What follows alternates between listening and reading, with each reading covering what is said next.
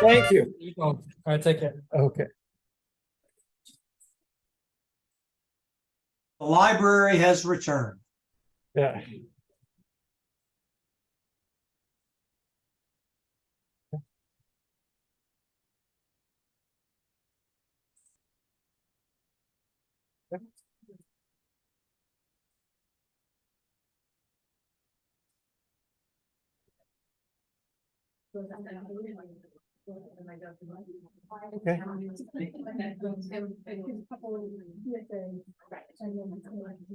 Okay.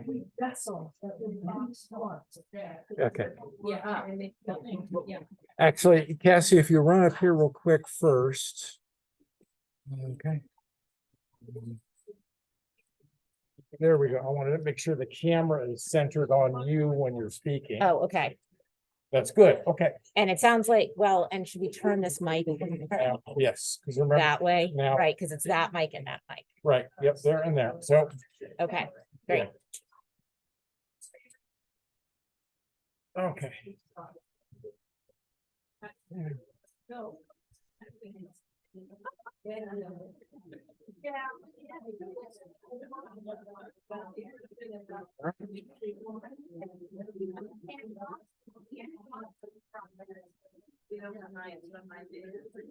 Ready for me to start, Marty? You can go. Okay. All right. Good evening, everybody. Nice to see you all here. Most of you know me already. I'm Dr. Mark Bembo, retired history professor from Marymount. Yay. And the museum director for the Arlington Historical Society.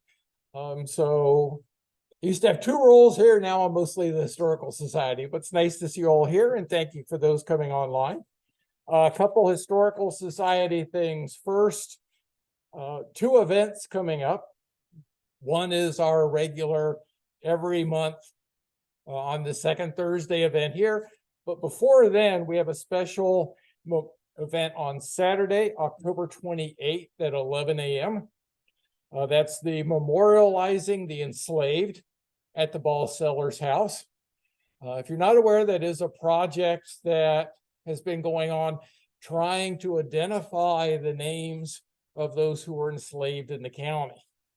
Which is difficult research. The census reports didn't say, who the names were. So a lot of research and tracking down to find them. Quite a few have been identified so far, and they're going to be putting plaques called stumbling stones, although they're not literally going to be in the sidewalk for you to trip over. But it's based on the how they have recognized Holocaust victims in Germany. So the first of the plaques is going to be going up at the Ball Sellers House, which is one of the two museums run by the Arlington Historical Society. So it's going to be naming the three individuals that we know of that were enslaved on that property by the Carlin family. So that's October 28th at 11 a.m. Free and open to the public. And then on Thursday, November 9th, here in Reich Auditorium, 7 p.m., Operation Sky Shield. Now, after 9/11, they grounded all the airlines, all the flights in North America, US and Canada, and said, oh, it's the first time that's ever happened. Well, a researcher from the Smithsonian found out, oh, wait, no, it's not. In the early 60s, there were several Cold War drills where they grounded the flights over the US and Canada and prepare a drill in case of a Soviet aerial attack. So our speaker is going to be talking about that. Roger Mola, who's here today, is a researcher from the Smithsonian and a writer, and he's found all sorts of great information about it. I mean, I studied the Cold War when I was working on my doctorate. That was our main thing we studied. Of course, it's 1980s. We are in the Cold War then. I'd never heard of it. You know, and this is something we all studied. So it's really great that he found all this information about it. Now, our speaker tonight, I'm really happy to have here, Dr. Cassandra Good, my colleague here in the history department. I did post-Civil War. She did up through the Civil War. We had all of U.S. history covered between us. She's a historian, writer, and teacher. She earned her doctorate from the University in Pennsylvania and got her bachelor's and master's from George Washington. She has worked for the Smithsonian and art museums, was associate editor of the papers of James Monroe at the University of Mary Washington. Her work has been supported by various institutions, including Mount Vernon, the National Endowment for the Humanities, and the Virginia Museum of History and Culture. She's associate professor of American history here at Marymount, and she was one of the advisors on the Memorializing the Enslaved project. Her latest book is on George Washington Parke Custis, but more than that, it's about all of that larger extended family of George Washington, his heirs, and how they memorialized Washington and their part in the early United States. So, and she will be signing books afterwards. And we do request that if you go to have one of her books signed, that you wear a mask while you're over at the book table. We have plenty over there, they're free, don't worry. Take one, take two, whatever, but yeah, go ahead and help yourself. But we're really, she said just one, okay. Yeah, you have to buy the book. Yeah, if you take a mask, you've committed to buying a book. So I'm really pleased. Working with Cassie for a long time, we were always talking about what our book projects was. So I've been waiting for this book to come out for quite a while. I've already got it. My wife, Annette, listened to it on audio. It's great. So I think we're going to have a really good talk tonight. We do ask that you save your questions for the end. So Cassie, Dr. Good, they're all yours. Thank you, Mark, for the welcome. It's really fun to get to speak at my home institution and two people who probably already know a little bit about the people that I'm talking about tonight, which is a rarity because most people have never heard of the Custises. And what I thought I'd do tonight is, rather than sort of summarize the book for you, tell you a little bit about why the Custises. Why would I write a book on the Custises, whom most people outside of Arlington and Alexandria have not heard of? And what is it that makes them important, worth talking about? And then also give you a sort of flavor of what the main characters in the book are like, because they really are characters. So how did I come to write about this family? It actually started when I was working on my dissertation, which became my first book, Founding Friendships, about friendships between men and women. And I came across these three people here, Bushrod Washington, Eliza Parke Custis, and Nelly Custis. All of them had friends of the opposite sex. And for all the friendships that I was writing about, I was researching who these people were. And with all three of these people, I was like, wait, there's another generation of George Washington's family. I've never heard about them. I knew he didn't have kids, but I really had never thought about, any sort of heirs, descendants, the next generation. And I started to wonder, this was a man who was treated almost like a king while he was president, and then, a sort of quasi-god of America's civil religion after his death. So what would that mean for the next generation of his family? And that was sort of the question I started with. And when people said to me, well, if you didn't have any direct descendants and you're writing about Washington's descendants, who are you writing about? And my answer to that over a decade ago when I started this project was, I don't know. I'm going to have to find out. And it started with just trying to figure out the family tree. So it's fairly easy to get a family tree for George Washington's ancestry. This is just a tree from online. Now, you will see the complication here of the fact that he has a lot of siblings.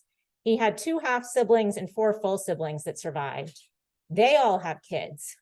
So that's a pretty big family of siblings and nieces and nephews. You notice that most of these siblings, if not all, I think all predecease him. The Washingtons are not a long-lived family.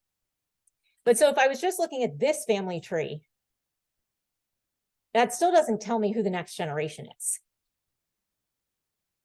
So I also spent some time looking at George Washington himself and what did he say about his family and who he thought his family was. I have a quote here from a draft of his first inaugural address, where he says, "I have no child for whom I could wish to make a provision, no family to build in greatness upon my country's ruins."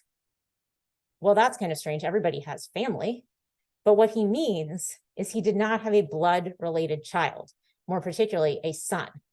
And this is actually part of what made Americans feel more comfortable with him being the first president, which I think is why he was thinking about including this line, although he didn't ultimately in the first inaugural. But he also says this in a private letter at one point, that he has no child.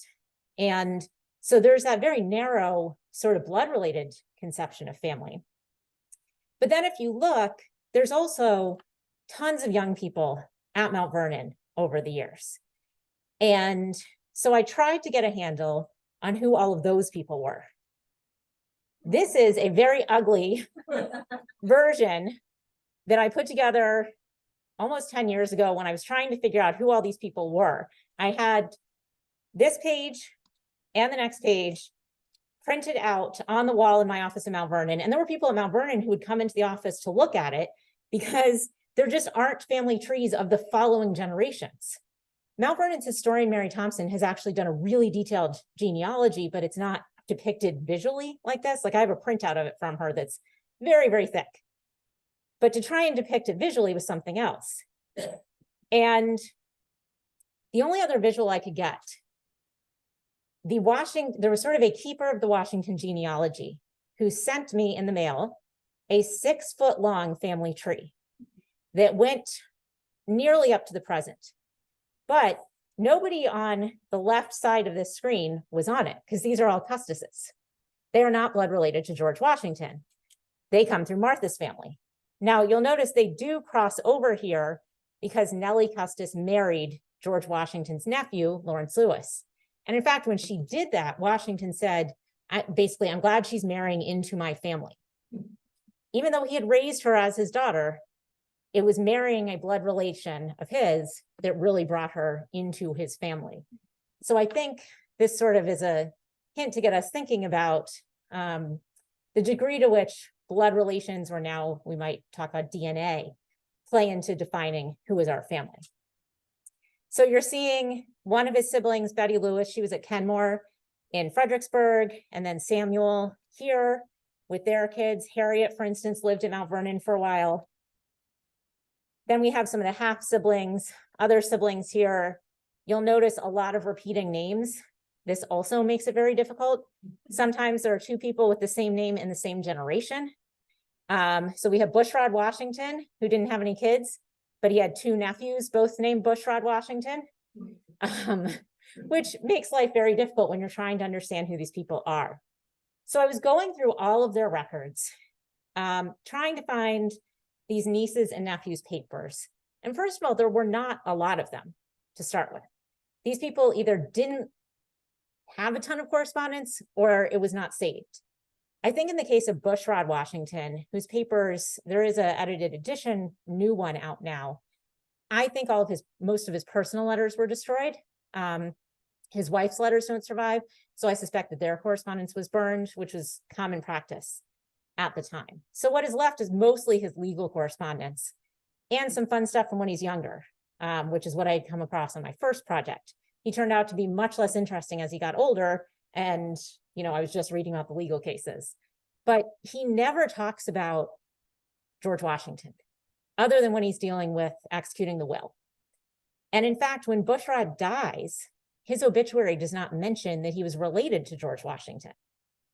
So that actually is what I came to see was the case with all of the nieces and nephews. They were basically Northern Virginia planters who, had the last name Washington, but they weren't particularly engaged with Washington's legacy. They weren't talking about it. And I had thought, okay, at least the people that live in Mount Vernon are going to be talking about this and seeing themselves as the next generation. And I just want to show this sort of complicated chain of ownership for Mount Vernon, because the fact that George even ended up with Mount Vernon was a fluke of multiple people dying young. His half-brother Lawrence was the original owner of the property. When he died, it went to his daughter Sarah. She died young. It went to the widow Anne, who initially rented it to George. Then Anne also died prematurely. And that is how George Washington ended up inheriting Mount Vernon. So it was a sort of unusual series of events. Martha had it very briefly after his death. And then it went to Bushrod, who I should note is the oldest son of George's oldest full brother. So by some English inheritance law, it makes a lot of sense. He's also the most successful of the nephews. Bushrod didn't have kids, so it goes to his nephew, who dies within 3 years of inheriting it. It goes to the widow.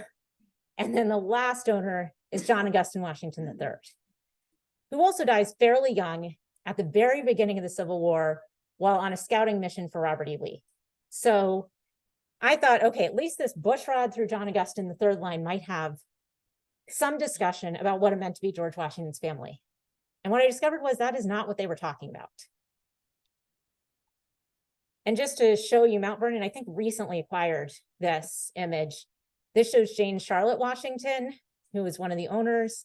The tallest boy there is her son, John Augustine Washington III.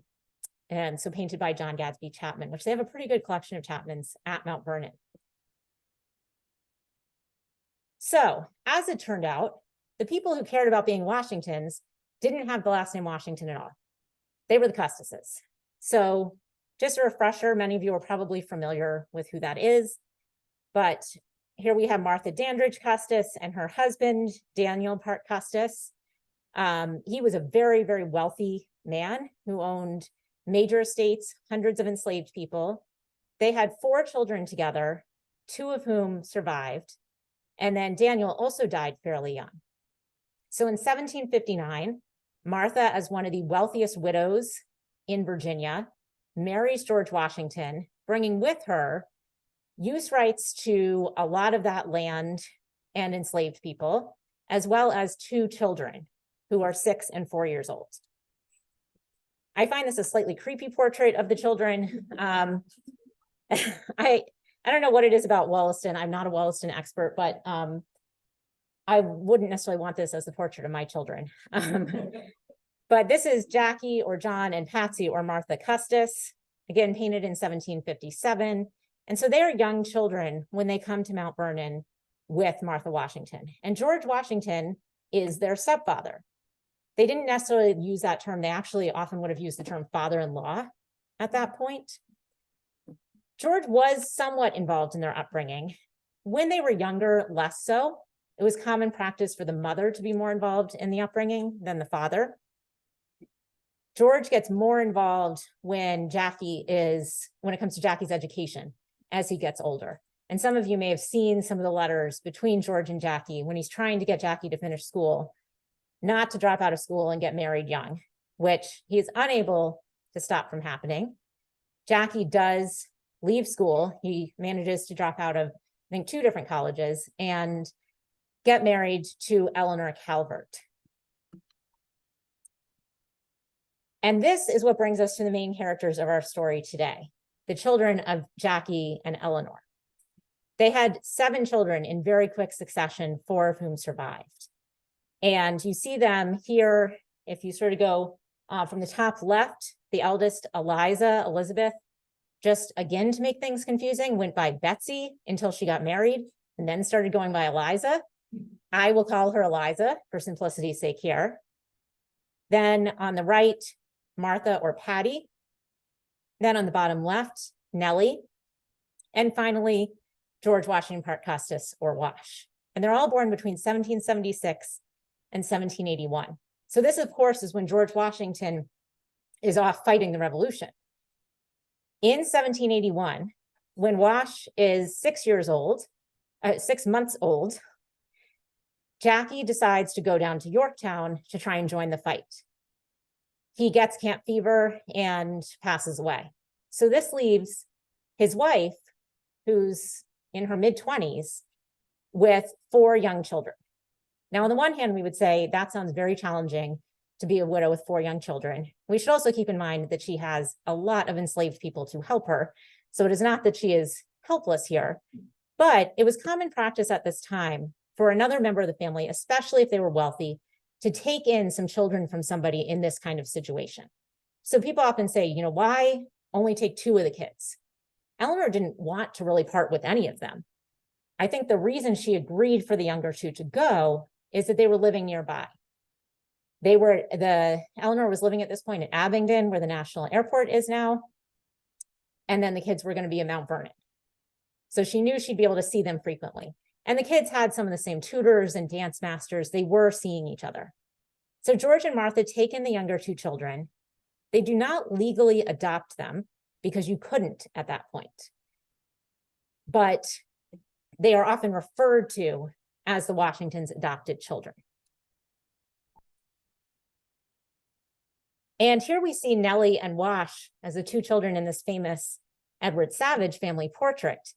And this portrait is taken over a series of years, as you can see on the dates, during the presidency. And this image is part of what made Nelly and Wash celebrities. It was not just that they're in this one portrait. This portrait was painted with the intention of creating prints. And these prints were very popular. They were in many people's homes for decades up through the Civil War. There's a really interesting article by Scott Casper that actually traces the changes in the prints of this, where at certain points, the enslaved person in the background is removed. And for certain audiences, North versus South. At one point in the image, the kids are even removed and it's just George and Martha. But it mostly stays this core 4 people here in the family. They generally stay in this. And that means that plenty of people have images of Nelly and Wash in their homes. They are famous from childhood. So they have that, you know, they don't have the last name, but everybody knows who Wash and Nelly Custis are. And Nelly was also part of the entertainment that happened at the president's house. She was a very gifted harpsichord player, and she often was asked to play music for guests.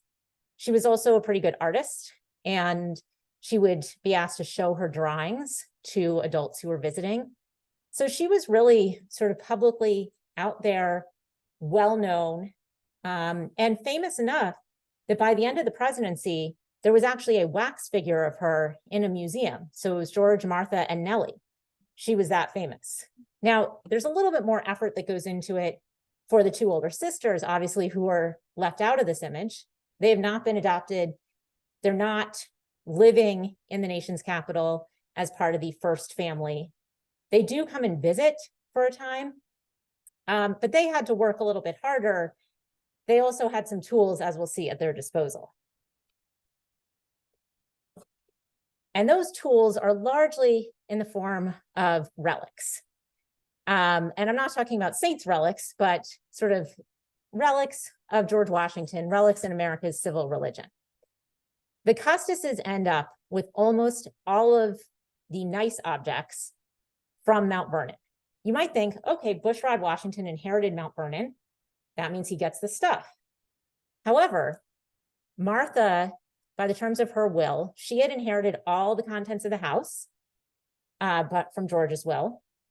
And in her will, she said everything in the house should be sold and the money would go to pay for her nephew's education. So the Custises were the ones sort of running things at this sale. Nelly and Wash were still living in Mount Vernon at the point that Martha died in 1802. Nelly is married and has a child at this point, but they're still living in the house.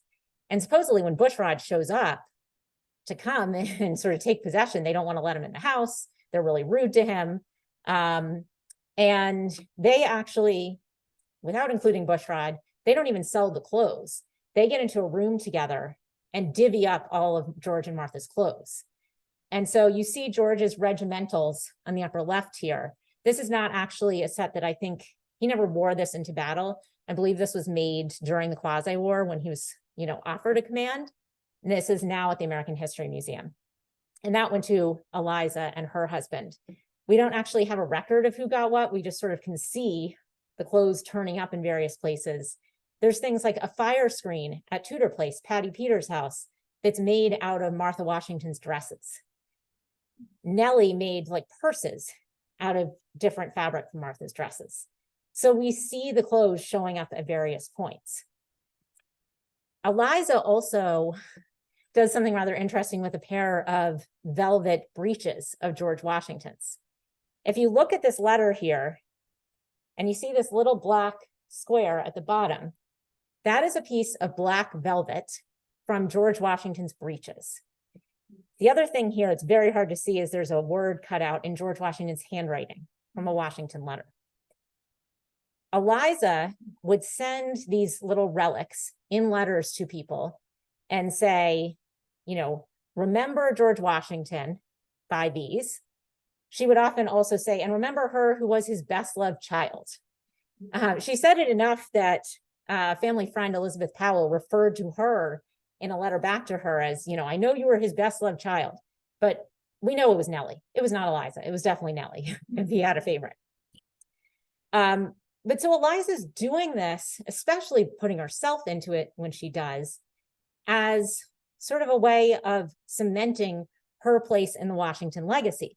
This is how she can do it. She has the objects, and if she cuts up a pair of breeches, she can distribute that to a lot more people than keeping them intact. And I have a picture in the book because we still have the breeches that she cut this out of. They're at Mount Vernon and they have a big hole in them. So we know what this fabric is from. I mean, she even sends, we have record now from a site in Poland. She sent a letter just like this to a Polish princess. She's sending this to a lot of people. Some other objects here to note, Martha actually had Nelly inherit most of the china, but there was other china, other porcelainware that the children purchased at the sale. It was tradition also for the son to get silver plate pieces with the family crest. So Wash Custis gets most of that. Wash spends a ton of money at these sales. He doesn't have a house yet, so he has to stash things in a cabin when he first gets them. And one of the things that he purchases that is clearly not for use in the house is the camp tent. There's really actually 3 separate camp tents, and they're now 3 separate museums. You're seeing the one at the Museum of the American Revolution here. And he would set this up regularly. Again, reminding you, he'd give a speech under it about George Washington's heroism in the Revolution. He'd have a painting of George Washington hanging right behind him, giving this speech in this tent at events. He did this at yearly sheep shearings at Arlington House in order to raise awareness about domestic manufacture of wool. But this tent got sent all over the place over the years. It's amazing that it's still intact.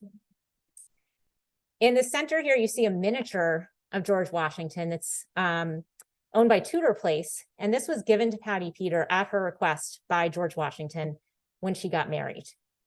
And then next to that, you see another Smithsonian object. This is called the farewell address lamp. It is supposedly, according to Nelly, the lamp by which George Washington wrote the farewell address. Whether that is true or not, her description of where he's sitting and writing it, where she saw this light, would suggest that this was in Philadelphia. She was not in Philadelphia while he was writing it. The timing doesn't really line up, but it is known as the farewell address lamp.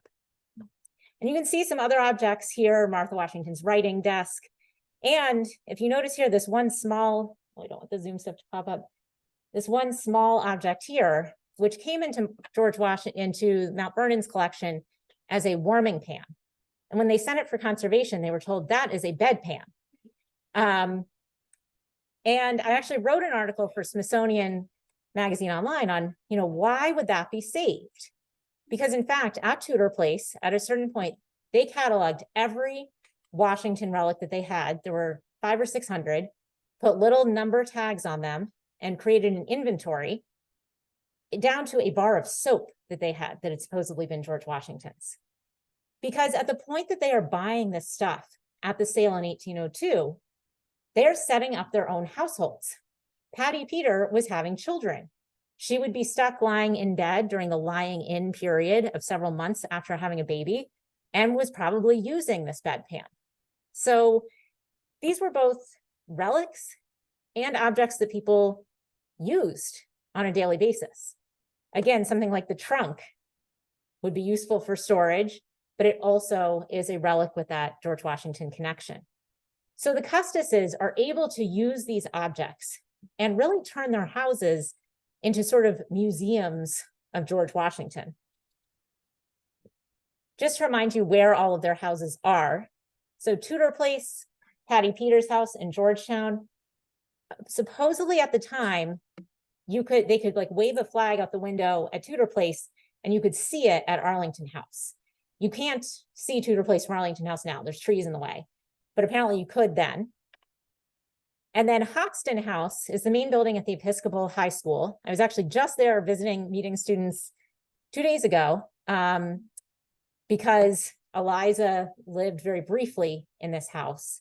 For most of her life, she's wandering between different houses. She's only there for 4 years. But this is the one sort of, there's another privately owned home called the Honeymoon House on the Southwest waterfront that we can also tie to Eliza. And then finally Woodlawn, which George Washington split off of the Mount Vernon plantation to give to Nelly and her husband, Lawrence Lewis. So yes, people were taking pilgrimages to Mount Vernon, but if they wanted to see the actual stuff, touch things that George Washington had touched, and hear stories about what George Washington was like in his lifetime, they had to go to the Custises' houses. I mean, Bushrod didn't even really have a lot of stories. He described himself as being slightly afraid of his uncle. He was not close with him emotionally. So it was the Custises who really became the keepers of the Washington legacy. And they sort of made their careers out of promoting it. So I want to spend some time just telling you about each of these people. Eliza, the eldest one, is born in 1776. I think this portrait by Gilbert Stuart tells you a lot of what you need to know about her. This is not a usual pose even for a man in a portrait. And the gaze that we're getting to is sort of a strong, defiant gaze. The original of this portrait is in private hands, but it is currently on display at Mount Vernon. So although the replica they have is very good as well. And from the time she was born, she was apparently quite spirited. This top quote, her father described her at birth as a strapping hussy or hussy. She was definitely strong-willed from a young age. We know that she complained to her stepfather saying, "Why can't I have the same education as a boy? I should be able to learn the same things." And it was partially the fact that she really chafed at the boundaries of womanhood that invited criticism of her. Before I get to that, just to mention her marriage. So a year after this portrait is painted, which I believe, we don't have a firm date, but I'm pretty sure this is 1795, and 96, she marries a man named Thomas Law, also known as an eccentric. He was 20 years her senior. He had been living in India as a colonial official, and he moved to the United States basically as a real estate investor. He wanted to speculate in land in the new nation's capital. He also brought with him sons born of an Indian woman who we really don't know a lot about, but he brought these mixed race children with him. And George does not seem to have been thrilled about this marriage. He pretty much says, if this is the guy you want to marry, go ahead, but you should really have a prenup. And in fact, they did have a prenup. You can find, it wasn't called that back then, but it's basically a marriage settlement that would give her and her male relatives some control over her wealth, even after she married, so that it wouldn't automatically go to her husband. And all of the girls inherited 60 enslaved people from the Tidewater estates when they married. And then they got another 40 people from Mount Vernon after Martha died. So She never, even at Hoxton House, there's only record of 6 or 7 people. We don't really know what she does with all of these enslaved people. Presumably, she's hiring them out to her brother and they're staying on those Tidewater estates. She probably hired some of them out to her stepfather as well. Where she really comes into controversy is when she and Thomas Law separate after 8 years of marriage. It's not entirely clear what happens that breaks up their marriage. They were both very strong-willed people who, a lot of the explanations of what happened was they just couldn't get along. He may have also brought a mistress back with him from an extended trip to Europe, but that would not have been grounds for separation at that time. So it is a scandal in DC. Everybody is talking about the separation. And that's the point where she says, I want to have my own farm. And she goes and buys that farm that becomes Episcopal High School campus. So it is for those reasons, and also the fact that she's very politically engaged. While she was living in DC, all of the senators and congressmen stopped by her house all the time. She was very good friends with Aaron Burr, for instance. She is the one Democratic Republican in the family. She's good friends with Dolly and James Madison. She expresses strong political opinions, saying things like, oh, you should tell the Secretary of War that they should put this fort here because strategically this would be a good location. She has an outfit made that is buff and blue, like Continental Army uniform, and has a feather in her hat and rides on horseback practicing archery through the city. There are 2 different people who call her an Amazon.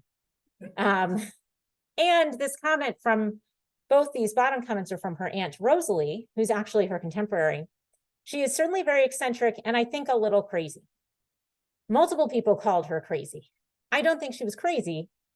I think she was unwilling to live within the bounds of proper womanhood at the time, and she was melodramatic. And I honestly think that the best assessment here is Rosalie's other comment. She is a woman who combines several faults with some brilliant qualities. Then we have her sister, Patty. Unfortunately, we don't have any portraits of Patty as a young adult.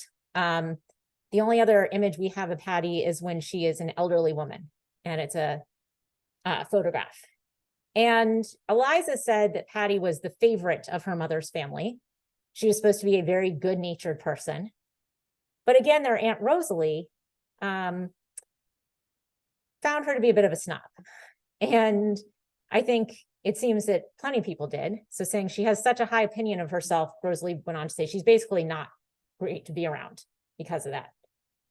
She was also such a high Federalist that she was basically pro-British during the War of 1812. After the British burned Washington, she named her daughter Britannia Wellington. And that Wellington is because she had met Wellington's troops who burned the city, and she liked them. And there's a very funny assessment of her. I'm going to read the second part of the quote from the book. Her niece said, after she died, "We have good reason to believe she went to heaven, for everyone has faults, and we cannot expect her to be more perfect than the rest of mankind." So that was from one of her nieces. We can imagine she was a difficult person in certain ways. She tried to prevent all of her kids from marrying people of their choice, only worked with one of them. So had difficult family relationships and lived at Tudor Place for all of her life. She did, unlike Eliza and Nelly, though, have a very good marriage to Thomas Peter. Here we have Nelly, who is probably the best known of the girls. She was obviously the most famous during the presidency. She was widely admired, both for her beauty and charm and her skills. She was quite smart. She had the best teachers, dance masters, drawing masters that you could have in the country at this point. And again, the niece said she was so kind and winning, no one could help loving her. No one, I would say, perhaps no one in the family, because as we'll see, there are plenty of people that may not have loved her. She also was witty and had a sense of humor. And when she wrote a sort of autobiography in 1798, she called herself a good sort of good-for-nothing somebody. She also had said she was determined to remain a spinster. As it turned out, she fell in love with and married Lawrence Lewis, Washington's nephew, who had come to live at Mount Vernon. to sort of work as a secretary. I do think she fell in love with him, but it did not turn out to be a happy marriage. They had 8 children, and she outlived 7 of them. So she had a pretty difficult life. And you can see her getting more bitter as the years go on. And you especially see this when it comes to slavery. She again owned around 100 enslaved people. They were at Woodlawn. Some of them were at another farm at Audley that was in Clark County. And after the Nat Turner Rebellion happened in 1831, where there's an attempted slave rebellion in Virginia, she wrote a letter to the mayor of Boston and said, this is the fault of white people from the North. And if white people do not stop causing trouble in the South, we will have to exterminate Black people. So then she said this, she used the word exterminate in that letter twice. So that gives us a different side of Nelly. I think it's impossible to think of her the same way when we know that she said this. She only ever freed one enslaved person in her entire life, and that was one person that was freed in her will. And then we have Wash. Many of you may have heard Charlie Clark's talk about George Washington Parke Custis or read his new book on Wash, who was quite a figure. He was a lot like his father in that he did not do well in school, really frustrated George Washington with that. Washington said he had an almost unconquerable disposition to indolence. I was talking to a group of college students who had read the book, and they said, don't you think Jackie and Wash had ADD? Like, don't you think that was the problem? Who knows? We can't diagnose that kind of thing. But part of what his tutors were saying is that he couldn't remember things that he learned from one day to another. So part of it is he didn't need to go into any kind of profession or have this education other than to be a gentleman because he was inheriting so much wealth. And his tutor, Tobias Lear, said, the fact that he is so hampered by especially Martha and by all the enslaved people waiting on him is going to make him, I think the word he used was insufferable. And there was a lot of discussion over whether Martha Washington was too indulgent. Grandparents were often accused of that at the time. So how much of that is just a stereotype? And then how much of it is she really is indulging him too much? And this is part of why he never really has much self-discipline. He at least does not drop out of college to get married, although he does drop out of 2 different schools. And he lives at what is now Arlington House Plantation.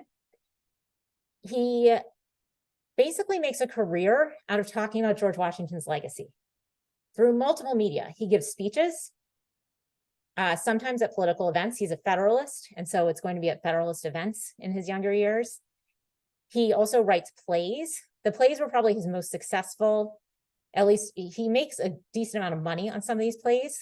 He had some of the earliest Indian plays, one of the first plays in America to have a Black Sambo character. He had a play with Jumping Jim Crow originator in it as well. So some rather unsavory dynamics to those plays. And then he also painted these massive canvases of scenes in the American Revolution with George Washington in them. He really saw himself as a serious artist. Unfortunately, other people did not agree. You see this quote, you know, when it comes to his speeches, there were a lot of people who praised his speeches. Other people made fun of him.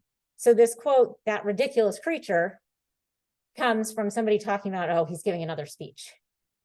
When one of his paintings was on display at the US Capitol building, there was basically a newspaper column trashing it, saying how bad it was. And so he had somebody go pick up the painting and he told the person, just throw it in the Potomac on your way back home. I don't think that actually happened. I don't think it was thrown away. We do have some surviving paintings. He was really well loved by his one white surviving daughter and his grandchildren. His granddaughter said so kind he was, so indulgent. He really adored the grandchildren. The other side to Wash here is that we believe that he had somewhere around a dozen children by enslaved women. that is something that Arlington House has been spending a lot of time working with descendants on, both white and Black descendants, and including in their interpretation now. And the best known of those descendants was Mariah Syphax, to whom he gave 17 acres of land. And so that was Mary Custis Lee's half-sister. The fact that he was having children by sexually exploiting enslaved women may not have been unusual, though. We know, even within his family, we know this happened a fair amount in the South. Patty Peter had a son who also fathered children by an enslaved woman. And we have the possible fifth Custis sibling, William Costin. It is quite possible, if not probable, that William Costin was the son of Jackie Custis and an enslaved woman named Anne or Nancy Holmes. He was born in 1780. There's a whole sort of web of evidence that I've marshaled here in the book, and that I can talk about in questions if you're interested, as to why we believe that this is Jackie's son. He does stay in touch with the Custises their entire life. He becomes a porter for the Bank of Washington, which is depicted in the background of this image. And he is a highly respected citizen of DC. He also files basically a civil rights lawsuit in DC over one of the new Black laws that were passed while he was living there. And so he is sort of a different side here of the Custis family.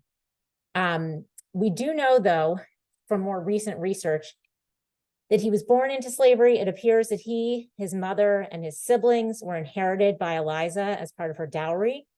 Right after Martha died, and then I think the timing is interesting, is when she and Thomas Law freed him, his mother and siblings. And she would later free his wife, Delphi Judge, and their children. So his whole family became freed and became fairly prosperous in Washington. We're still finding out more about this part of the story, though. And if you look at the family tree in the book, this is the last page of the family tree. We really struggled over how on these little pages that can't fold out to depict the messiness of a family tree that has children fathered by white men through likely sexually exploitative relationships with Black women whom they own. And it is possible that we may find more details, that some of these details may turn out to be wrong. We often find, we've skipped a generation somewhere. That may be the case with Carolyn Branham. It may be that he had children by a daughter of hers and we're missing a generation. But we do have people from the time period telling us that Carolyn Branham was the mother of some of these children. So when it comes to the family tree of Washington and the Custises, I would say that we still have more to learn.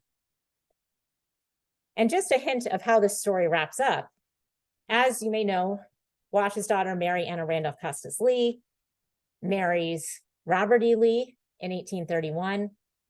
And I argue in the book that it is in large part, Lee's decision to fight for the Confederacy that brings this family back out of the spotlight, out of public favor, and is part of why we have very little knowledge about them today. They sort of lost their place as Washington's family because of Lee's decision in part. So what can we sort of take away here? First of all, I hope that readers of this book can come away understanding George and Martha Washington as parents, and not just understanding George as this stern presidential figure who's made out of marble, but seeing him and this other dimension of him. I think also when we look at the Custises, we see a family that spans from the Revolution to the Civil War. And that is a time in this country where a lot of the founders' ideals kind of fail. Americans cannot live up to them. And that is how we get to a civil war. That there is this struggle to keep up those ideals and never quite reaching them. And I think the Custises are really emblematic of that. And then the last thing, as I mentioned from the beginning, is this question of how we define family. I think a lot of us focus now on DNA. And you see those Ancestry.com commercials that, say you're going to discover your identity through your DNA. But I also think now more than ever that our families are based on people that we choose to spend our time with, that we have been raised with, whether we are blood related to them or not, that there are many different configurations of family that might not show up neatly on a family tree or on a DNA test. And in fact, there is a new Society of Presidential Descendants. The Custises would not be eligible, their descendants today are not eligible to be members of that society because they were not blood related to George Washington. So I think that sort of tells us something about the degree to which those old notions of blood related family still drive things. So I'll just close by giving you, if you want to follow me, and I post on these different platforms, no longer the dumpster fire that is X or Twitter, but all these other places. I personally like Mastodon, but we have not gotten a lot of historians move over there. I will tell you, there's been a huge mass exodus of historians to the platform Blue Sky in the last month. But Instagram, you don't need a code to get onto Instagram. And my website as well has updates. So I am happy to take questions now.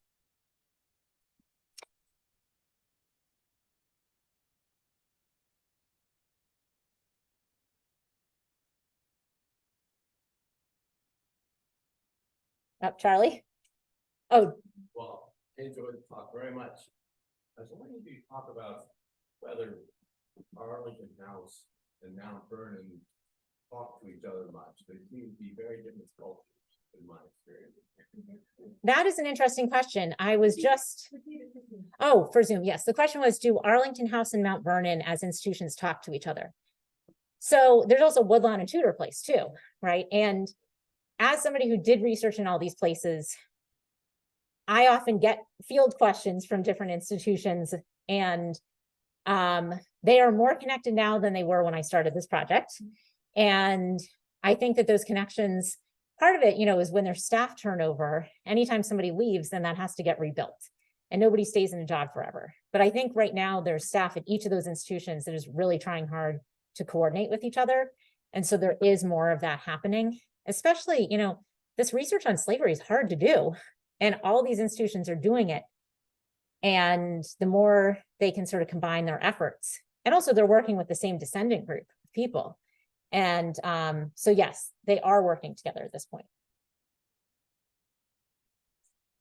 Did you have a question there?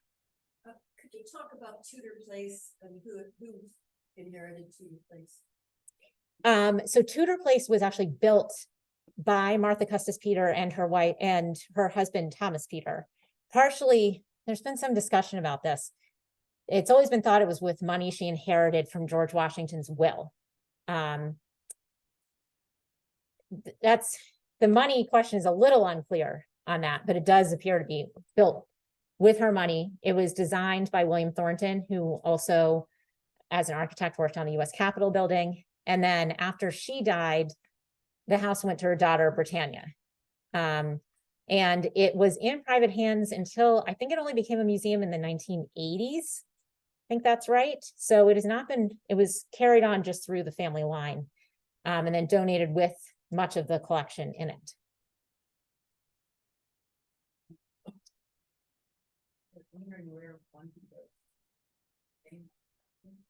Yes, if you want to see one of George Washington Parke Custis's paintings, last time I was at Arlington House, they had one on display in the house, and it's huge. It takes up the whole room. The others, I think you can see. The Sonic Temple, George Washington, now and there's one in Woodlawn. Small one at Woodlawn. Yeah, it's pretty small at Woodlawn. If you really want to see the big scale kind of thing that was up in the Capitol, I think you really have to go to Arlington to see that. Carolyn Coram has raised a hand. Carolyn, Okay. can you unmute yourself? Yes. Hi, I was going to ask a question about Nelly, because, that was troubling, of course, some of her comments and correspondence, but there's an interesting history at Woodlawn about what it evolved to be. And yeah, I can't quote sources, but I had understood that she, at some point after Washington died, that she freed her slaves, and it was partly based on Washington's model. And that was in the course of transitioning the plantation to more of a Quaker vision. And so it sounds like maybe that is not correct. And do you have any information to share on sort of how that evolved? Yeah, no, so Nelly story? definitely did not free people, but so the question was that this person had heard that Nelly Custis Lewis had freed her enslaved people and that there was a Quaker free colony set up at Woodlawn. There was a Quaker free colony set up at Woodlawn, but it was not with people enslaved by the Lewises. After Woodlawn was sold, it was sold to Quakers who set up that free Black community. And that is part of the interpretation at Woodlawn now. They're doing a lot of work overhauling their interpretation at Woodlawn right now. And so if you have not been to Woodlawn in a while, I encourage you to go take a tour. It's still evolving, but you'll hear new information that you wouldn't have heard before. And, you know, there were people who were formerly enslaved at Mount Vernon living in that area at the time too, who were sort of part of that community. Nellie and her husband, in fact, sent or sold 50 people to Louisiana. And then the rest of their people went with them to Audley in Clark County. There's been work going on with Woodlawn to locate those 50 people in Louisiana. Half of them went to the daughters. We know the other half were sold to somebody who lived near the daughters, all in Iberville Parish, which is where many of the people from Georgetown University were sold. We have a fair amount of information on them now, and there is work ongoing to find their descendants today. So there are descendants of people who were enslaved at Mount Vernon living in Louisiana. Probably a lot.